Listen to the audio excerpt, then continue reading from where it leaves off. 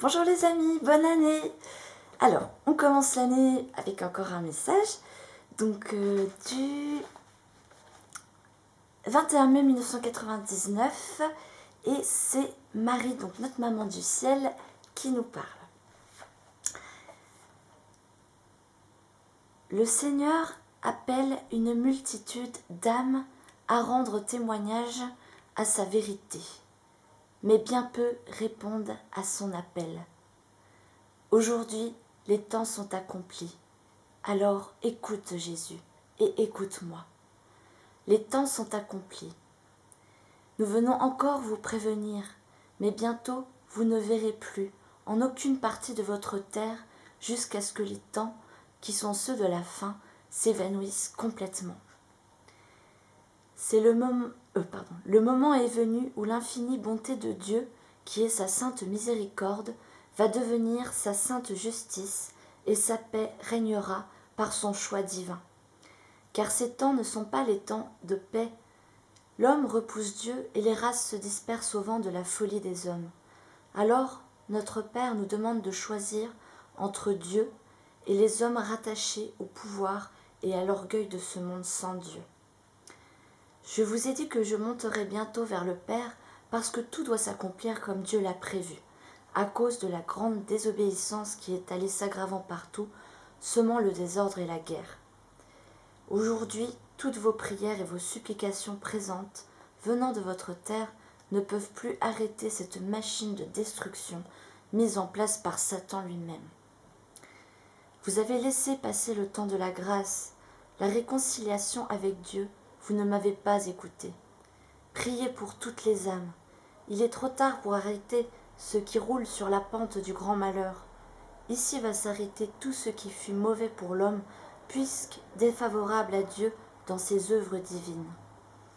Le mal qui a ses suppôts dans la haine et la violence va gagner pour un temps, juste avant la fin de ce siècle mauvais.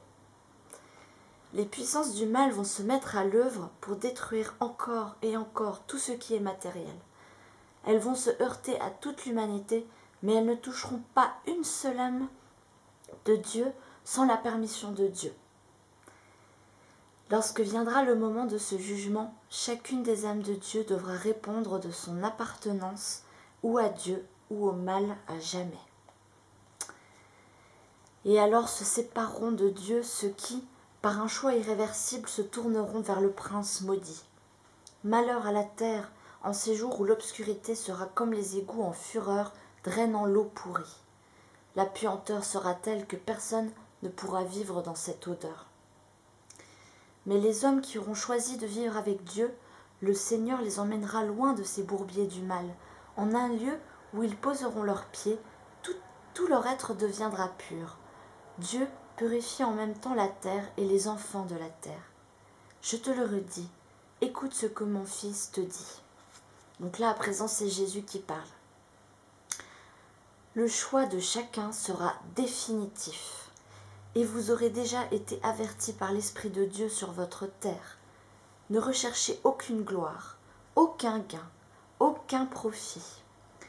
Où Dieu vous conduit, vous n'aurez besoin que de sa lumière sainte pour vivre dans l'attente de son grand jour, car Dieu viendra illuminer les cieux et la terre, et ce sera le 8e jour, jour de bonheur sur la terre comme au ciel, rencontre d'amour avec tous les élus, puisque Dieu sera en tous et tous en lui.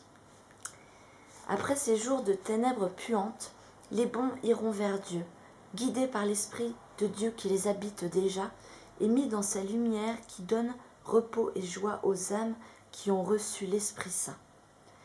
Mes enfants, les hommes qui ont reçu l'Esprit Saint l'ont accepté et vivent déjà en parfaite harmonie avec Dieu qui continue son œuvre.